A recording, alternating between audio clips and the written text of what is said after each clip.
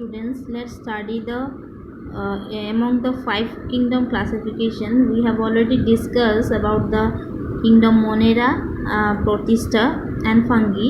Now we will discuss about the kingdom Plantae. Okay, so see, the first level of classification among plants depend on whether the plant body has well differentiated distinct parts. Okay, how can we classify the plants depending on their character? So their first criteria is whether the plant body has well differentiated or not. That means the plant body has the root, stem, leaves, this type of part is distinct or not. Okay, the next level of classification is based on whether the differentiated plant body has special tissues for the transport of water and other substances.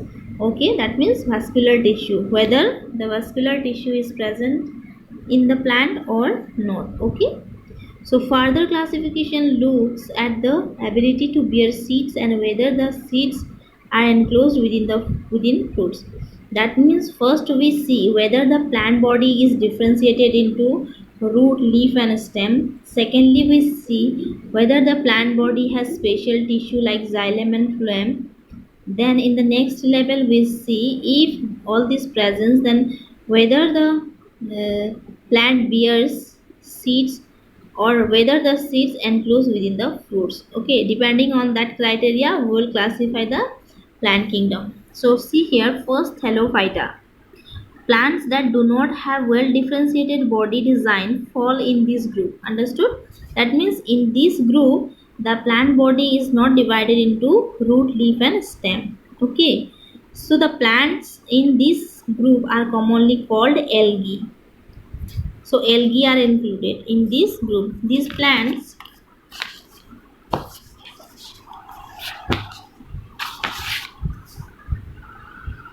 are predominantly aquatic. Examples are Spirogyra, Ulothrix, Cladophora, Ulba and Cara. Okay, so in this figure you can see clearly the examples of Thallophyta. These are Thallophyta. Okay, so next group is Bryophyta. What we'll see here, these are called amphibians of kingdom. Okay, what is amphibian? Yes, that means it can survive both in water and soil. The plant body is commonly differentiated to form stem and leaf structures. Here what happened, the plant body is commonly differentiated to form stem and leaf-like structures, not exactly leaf-like structures. However, there is no specialized tissue for the conduction of water and other substances from one part of the plant body to another. Examples are moss, okay, and marsantia. That means what? Here we can differentiate the plant body into stem and leaf-like structure, but there is no vascular tissue present. Okay, so example moss. Now next see pteridophyte.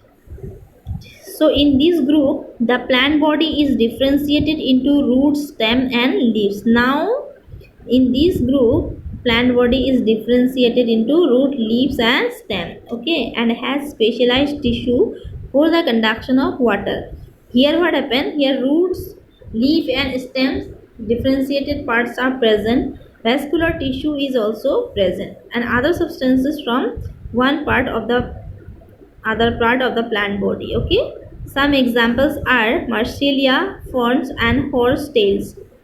So the reproductive organ of plant in all these groups are very inconspicuous and they are therefore called cryptogams or those with hidden reproductive organs. So these three groups are called cryptogams because their reproductive organs are hidden. So on the other hand, plants with well differentiated reproductive parts that ultimately make seeds are called phanerogams. That means what?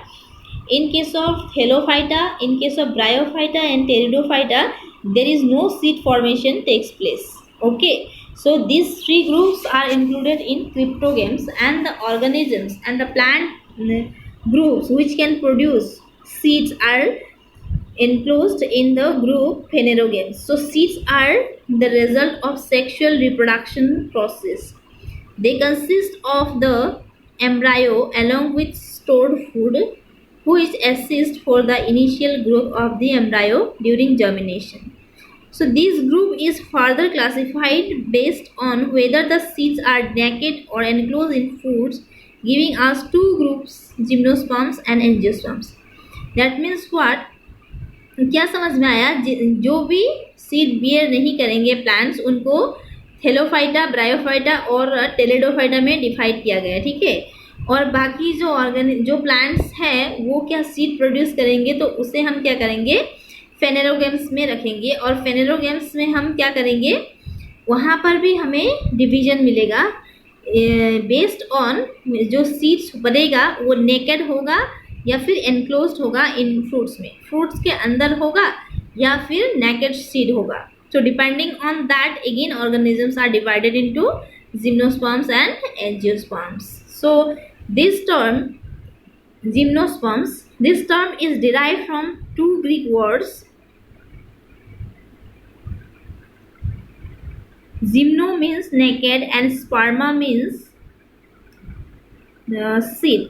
The plants of this group bear naked seed and are usually perennial, evergreen and woody. Examples are pine and deodar seeds. Okay, so here the seeds is not enclosed within the fruits, so this group is called gymnosperm.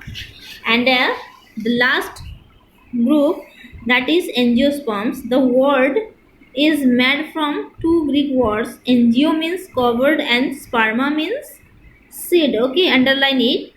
These are also called flowering plants. The seeds develop inside an ovary, which is modified to become fruit. So when ovary get matured, it becomes fruit. Okay, so plant embryos in seeds have structures called cotyledons. Cotyledons are called seed leaves because in many instances they emerge and become green when the seed germinate. The angiosperms are divided into two groups on the basis of the number of cotyledons present in the seed. Okay. So if one cotyledon is present, then it is called monocot, and if two cotyledon is present, then it is called dicotyledons or dicots. Okay. So this is all about the division of plant kingdom. Okay, different groups of plant kingdom. In the books you can see clearly here, this is the clear explanation, plants kingdom. Okay, so you can draw this flow chart.